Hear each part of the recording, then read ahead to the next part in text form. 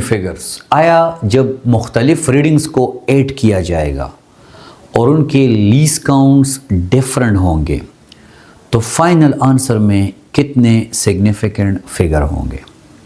आया जब मुख्तलिफ रीडिंग्स को ऐड किया जाएगा तो फाइनल आंसर में कितने सिग्निफिकेंट फिगर्स होंगे। हम इंशाल्लाह पहले तरीका सीखेंगे, फिर इसके लिए रूल्स डेवलप करेंगे। फॉर एग्ज़ाम्पल हमारे पास एक रीडिंग है जो कि है 3.2 सेंटीमीटर एक रीडिंग ये है।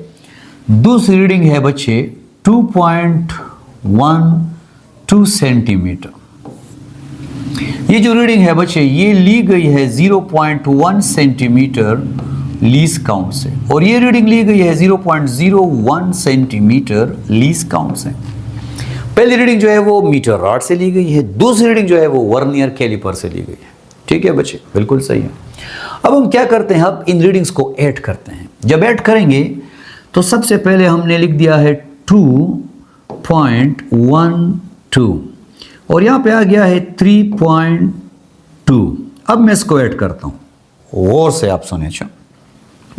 मैंने मीटर रॉड से कहा कि वर्नियर कैलिपर के पास तो पॉइंट के बाद 2 डिजिट्स हैं। तुम्हारा क्या ख्याल है, यहाँ पे क्या पॉइंट के बाद कोई डिजिट्स है? तो इसने कहा आई डोंट नो।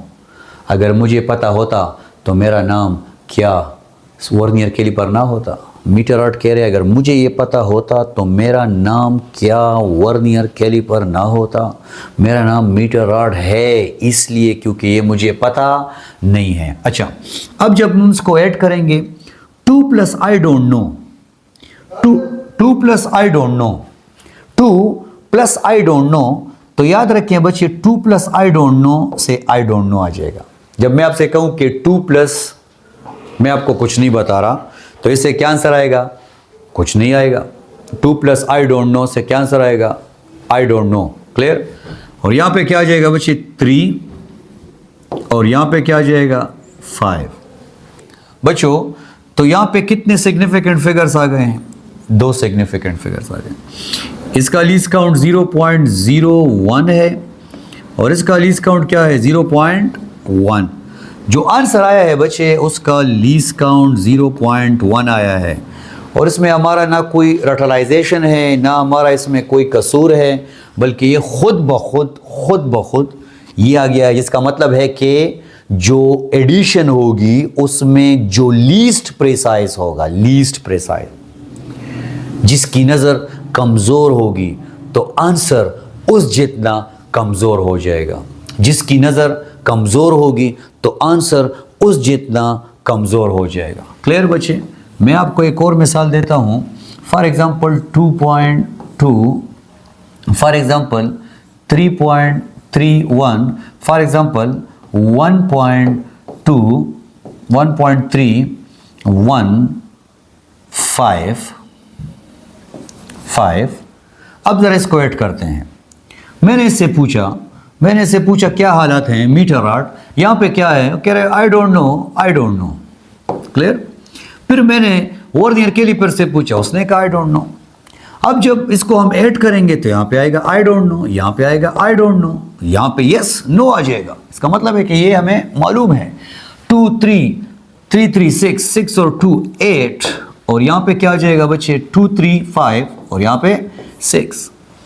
अब हमें ये बात क्लियर हो गई है कि जब भी मुख्तलिफ लीस्ट काउंट वाले रीडिंग्स ऐड होंगे तो उनका आंसर जो आएगा वो वही आएगा जो लीस्ट प्रिसाइज डिवाइस का होगा। लीस्ट प्रिसाइज, सादा अल्फाज में पॉइंट के बाद जितने कम डिजिट्स होंगे आंसर में पॉइंट के बाद उतने डिजिट्स आएंगे।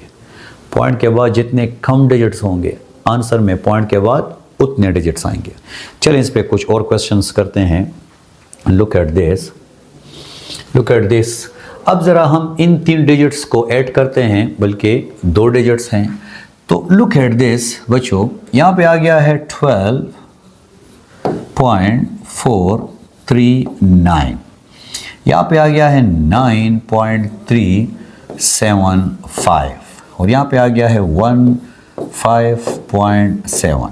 अब जैसे ही मैं इसको ऐड करूँगा तो याद रखें ये जो डिवाइस है ये कह रहा है कि मुझे नहीं पता यहाँ पे क्या है, मुझे नहीं पता यहाँ पे क्या है।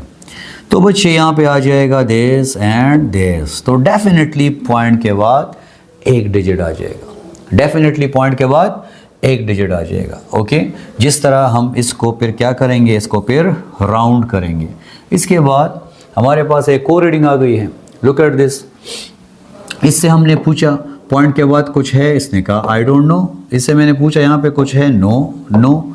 अब यहाँ पे आ जाएगा आई डोंट नो, यहाँ पे आ जाएगा आई डोंट नो, और पॉइंट के बाद याद रखें कोई डिजिट नहीं होगा, पॉइंट के बाद कोई डिजिट नहीं होगा, क्योंकि क्वेश्चन में एक ऐसा डिवाइस है जिसके पास पॉइंट के बाद कोई डिजिट नहीं है। मैं आपको एक प्रोवर्ब से समझाता हूँ, याद रखें। ये भी आपके पास एक और एक क्वेश्चन है, और मैं आपको यहाँ इसको देखते हैं। Look at this, zeros are not non-significant after decimal point before non-zero। हम जानते हैं लीडिंग जीरोस नॉन सिग्निफिकेंट है, ये सिग्निफिकेंट है, ये सिग्निफिकेंट है, क्लियर, इसमें कोई शक नहीं है। ठीक है बच्चे। अच्छा, ये रहा फर्स्ट सिग्निफिकेंट, ये एक और आपको दिया है, ये रहा second significant, third significant, fourth significant, fifth significant and six significant. Clear बच्चे, इसमें कितने इस first significant, second significant and third significant. ठीक है बच्चे, ओके। चलें, अब हम क्या करते हैं, मैं आपको एक रूल समझाता हूँ, एक प्यारा सा रूल है, मैं समझाता हूँ। ये रहा एक चेन, ये चेन यहां से बर्दाश्त कर सकता है 10 kg मास, 10 kg मास, लेकिन यहां पे ये बर्दाश्त कर सकता है 2 kg मास, 10 kg मास। अब इस चेन पे आप कितना ज़्यादा से ज़्यादा मास उठा सकते हैं, क्वेश्चन ये है। तो अगर मैं देखूं तो इस पे मैं 2 kg से ज़्यादा मास उठा नहीं सकता। जैसे ही मैं इस पे 5 kg उठाऊंगा, ये स्प्रिंग यहाँ से टूट जाएगा। तो एक चेन जो है वो इतना मजबूत है जितना का उसके वीकेस्ट पॉइंट मजबूत है। तो रीडिंग जब आप ऐड करते हैं रीडिंग, तो याद रखें रीडिंग जो है, रीडिंग इतनी मजबूत है जितना का उसका वीकेस्ट एंड मजबूत है। रीडिंग इतनी स्ट्रांग है, जैसे ये रहा, ये स्ट्रांग है, ये स्ट्रांग है, ये वीक है, तो आंसर भी इस वीक वाला आएगा। वीक से ज़्यादा बेस्ट आंसर आपको ये नहीं दे सकता। अगर आप ये देखें ये, तो याद रखें इससे ज़्यादा स्ट्रांग वेट ये उठा नहीं सकता है। Wish you